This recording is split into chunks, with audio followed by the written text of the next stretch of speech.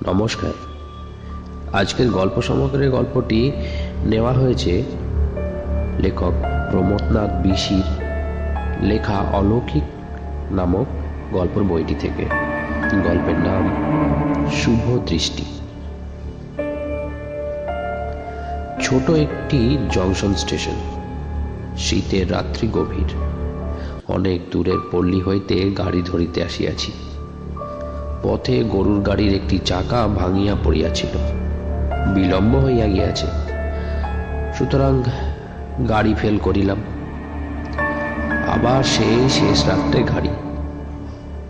এখনো 5-6 ঘন্টা অপেক্ষা করিতে হইবে। সৌভাগ্যক্রমে ওয়েটিং রুমটি খোলা ছিল। অন্যবারের অভিজ্ঞতায় দেখিয়াছি ওয়েটিং রুম বন্ধ থাকে।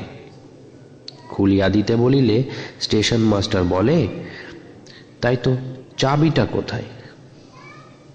বিছানা ও বাক্স ওয়েটিং রুমের দরজার কাছে রাখিয়া ঘরে ঢুকিলাম। একটা পুরাতন টেবিলের ওপরে বড় একটা কেরোসিনের ল্যাম্প। সন্দেহ নেই, নতুবা এত ধোঁয়া উঠিবেই বা কেন? পাশে একখানা আরাম চেয়ার। সেখানার উপরে বসিলাম। রেলওয়ে ওয়েটিং রুমের একটি বিশেষ গন্ধ আছে। বার্নিশ, ফিনাইল ও বন্ধ আবহাওয়ায় মিলিয়া একটি বিচিত্র মিশ্র গন্ধ নাকে আসিল। বুঝিলাম, বড় স্টেশনই হোক আর ছোট স্টেশনই হোক, গন্ধটির বড় তারতম্য ঘটে না। ঠান্ডা আসিতেছিল। দরজাটা সুতরাং ভেজাইয়াই দিলাম এবং গায়ের কাপড় বেশ টানিয়া লইয়া ঘুমাইবার আয়োজন করিলাম। সেই ভোর রাত্রে গাড়ি। খানিকটা ঘুমাইলে ক্ষতি নাই। বোধ করি ঘুমাইয়া পড়িয়াছিলাম, নতুবা স্বপ্ন দেখিলাম কিভাবে? আবার না ঘুমাইলে জাগরণই বা কিভাবে সম্ভব? জ্যামিতির 1 ডিগ্রি কোণে পিঠ থাকিলে জাগরণটাই স্বাভাবিক, ঘুমটাই বিস্ময়কর। জাগিয়া দেখি ল্যাম্পটা ভিসুভিয়াস পাহাড়ের মতো ধোঁয়ায় আচ্ছন্ন। ঘরময় কেরোসিনের গন্ধ। উঠিয়া দরজা ফাঁক করিয়া দিলাম।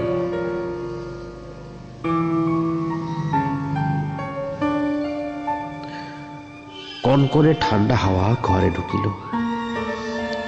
আবার চেয়ারে বসিয়া পড়িলাম। রাত্রি কত কে জানে। স্টেশনে কোনো সাড়া শব্দ নাই। বোধ করি শেষ রাত্রের আগে উজান ভাটির কোনো গাড়ি নাই, তাই সবাই ঘুমাইয়া পড়িয়াছে। কেবল মাঝে মাঝে পাশের ঘর হইতে টেলিগ্রাফের টনে টক্কার ইঙ্গিত স্মরণ করাইয়া দেয় আমরা বিচ্ছিন্ন নই, মানব সংসারের সহিত সংযুক্ত। চারিদিকে বিস্তৃত মাঠ, এখানে ওখানে পুঞ্জিত অন্ধকারে গাছপালার অস্তিত্ব, কিন্তু সেখানেও নিস্তব্ধতা।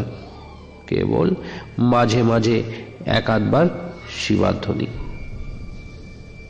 শুধু আকাশের তারাগুলি কয়েকটা দরজার ফাঁক দিয়া দৃশ্যমান। হঠাৎ মনে হয় কালো স্রোতের বাহিরে যেন কোনো মহাশূন্যে আসিয়া পড়িয়াছি।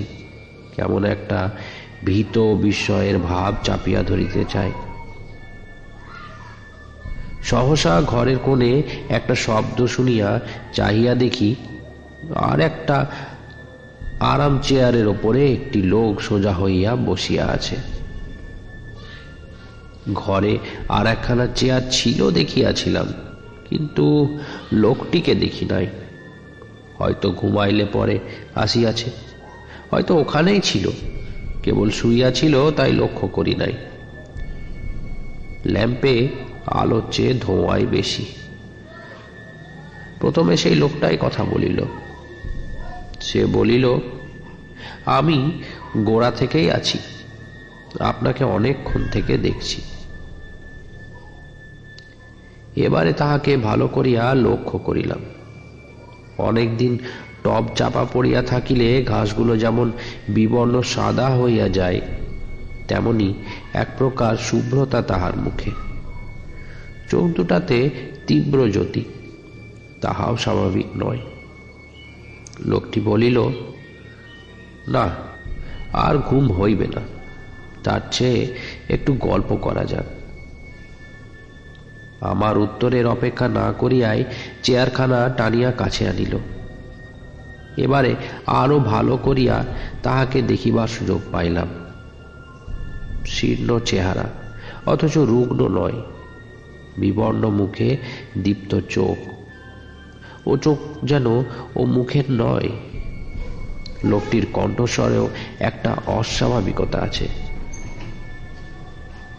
মানব কণ্ঠের মূর্ছনার যেন অভাব। লোকটি দীপ্ত চোখ আমার ওপরে স্থাপন করিয়া বলিল, কখনো ভূত দেখেছেন? বুকের মধ্যে ছ্যাদ করিয়া উঠিল।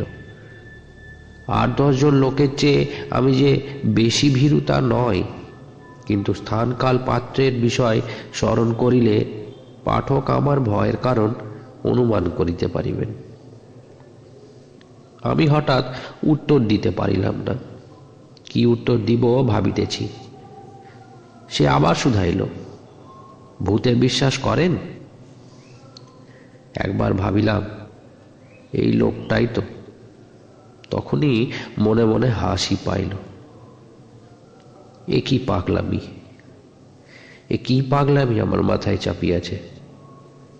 বুঝিলাম কিছু উত্তর দেওয়া উচিত। বলিলাম, না। লোকটি বলিল, আমিও তাই অনুমান করেছিলাম। তারপরে বলিল, আমি দেখেছি। ভাবিলাম, তবু ভালো যে তুমি নিজেও ভূত নও। তখন সে বলিল, গাড়ি আসতে তো দেরি আছে, সেই শেষ রাত্রে। আপনাকে ঘটনাটি বলি, শুনলে বুঝবেন ভূত অবশ্যই আছে। মনে মনে ভাবিলাম, গভীর রাত্রে এ কি পাগলের হাতে পড়িলাম। বুঝিলাম, ভূত না থাকিলেও সংসারে পাগলের অভাব নাই। পাগলের হাতেই পড়িয়াছি। তবু শুনিতে আপত্তি কি? সময় তো কাটিবে। লোকটি আরম্ভ করিল, আমি একটি মেয়েকে ভালোবাসতাম। বিরক্ত হইয়া ভাবিলাম, সেই চিরন্তন প্রেমের কাহিনী। লোকটি আমার চিন্তার সূত্র ধরিয়া ফেলিয়া বলিল, ভাবছেন যে একঘেয়ে প্রেমের কথা বলতে যাচ্ছি? তা নয়, আগে শুনুন, তারপরে যা ভাববার ভাববেন। আবার সে আরম্ভ করিল,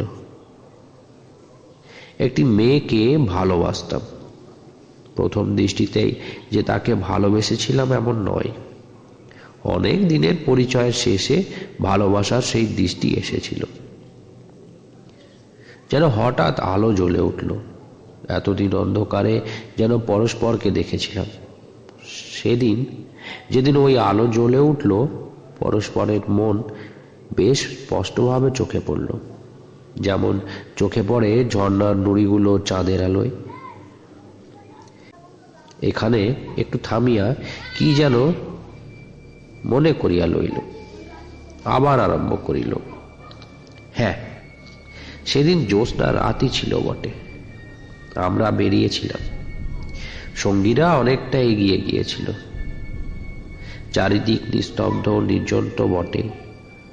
তাল গাছের মসৃণ পাতাগুলো জ্যোৎস্নায় যেন পেখম মেলে রাত্রির শোভা দেখে হঠাৎ মুগ্ধ হয়ে দাঁড়িয়ে আছে। নাচতে ভুলে গিয়েছে। মাঠের ওপরে জ্যোৎস্নার ফুল ছড়াচ্ছে। কালো দিগন্তের রেখাটাকে জ্যোৎস্নায় ধুয়ে ধুয়ে যেন ক্ষীণ করে ফেলেছে। আর 2 পোঁচ পড়লেই সেটা সম্পূর্ণ মুছে যাবে। হঠাৎ আমার মনে কি পরিবর্তন ঘটে গেল। মনে হলো এতদিন শুধু দ্বীপ ছিল, এবারে আলো জ্বলল। কি করছি ভালো করে বোঝবার আগেই তার হাত ধরে ফেললাম।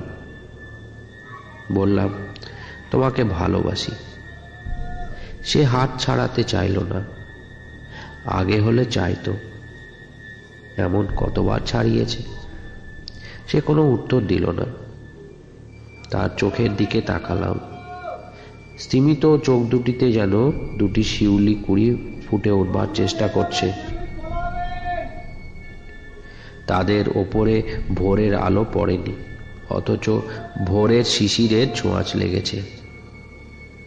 ঠোঁটের ওপরে একটুখানি স্বচ্ছতার মতো সে কি জ্যোৎস্নার আভাস না হাসির আভা আজও বুঝতে পারিনি।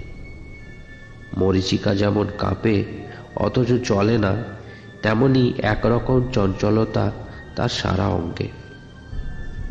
তার সেই নীরবতায় আমার কথার জবাব পেলাম।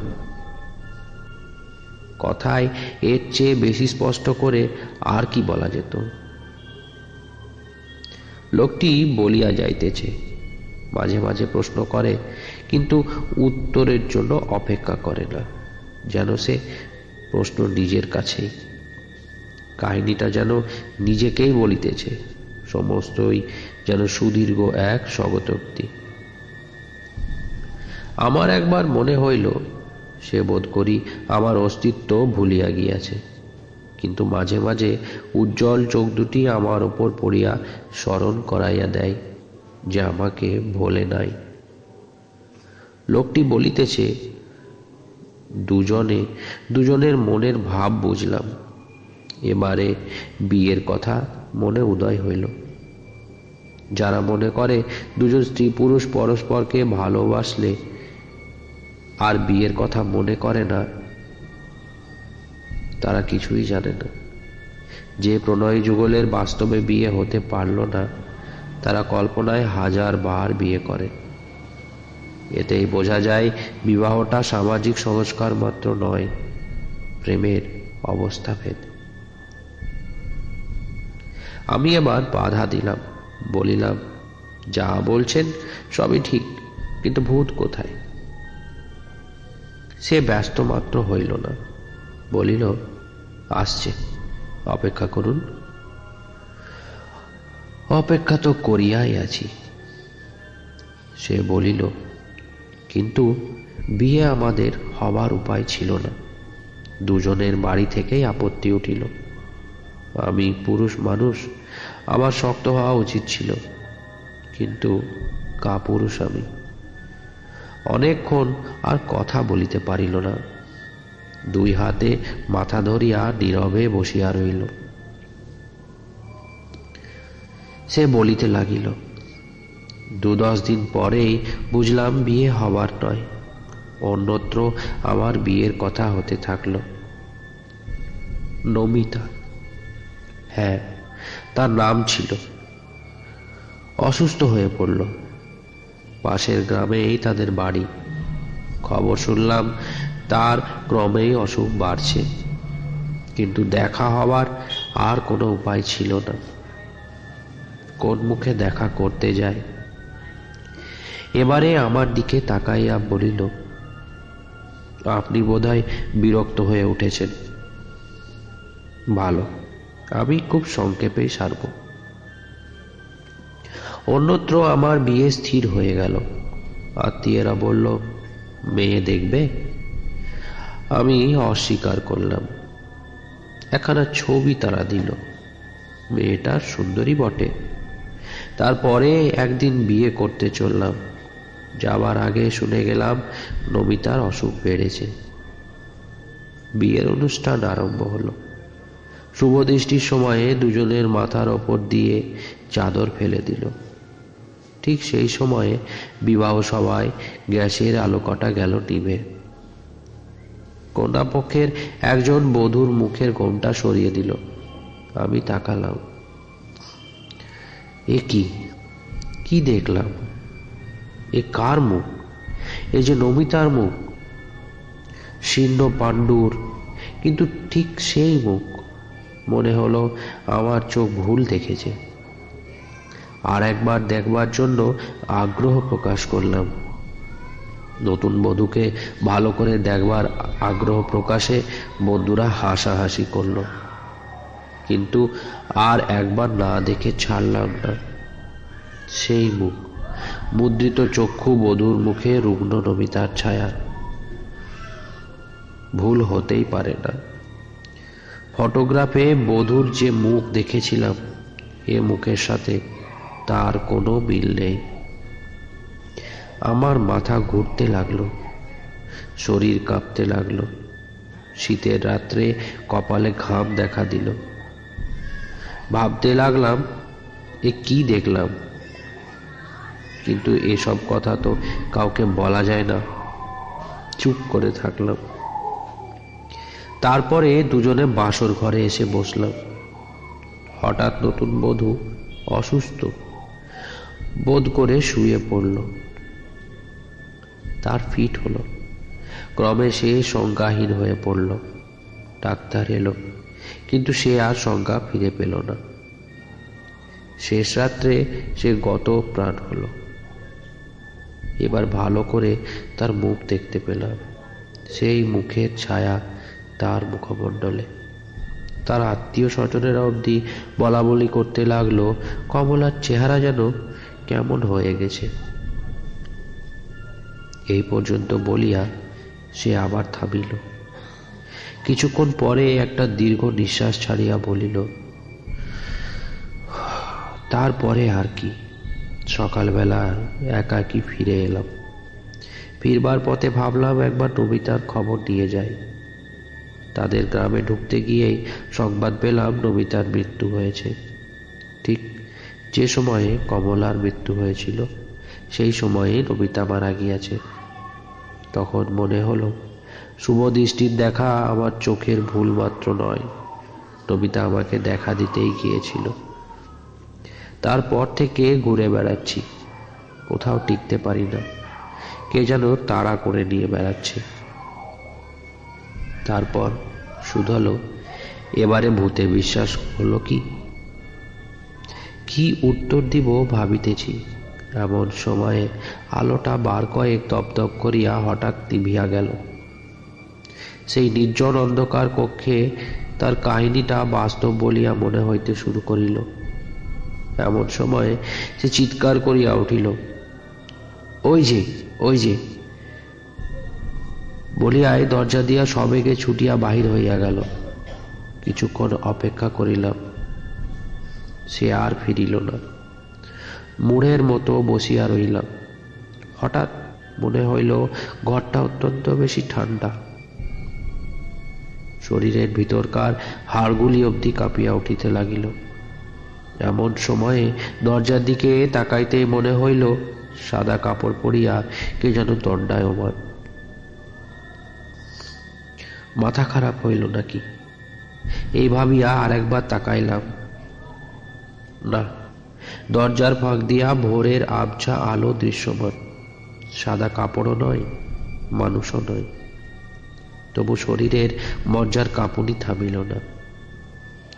যথাসময়ে গাড়ি আসিল। আমি রওনা হইয়া চলিয়া আসিলাম। আর দিনের আলো হইবা মাত্র লোকটির কাহিনীকে পাগলামি বলিয়া মনে হইল। ভাবিলাম, আচ্ছা, পাগলের হাতে পড়িয়াছিলাম। কিন্তু কখনো অন্ধকার রাত্রে নির্জন ঘরে বসিয়া ঘটনাটি মনে পড়িলে তেমন অবাস্তব বোধ হয় না।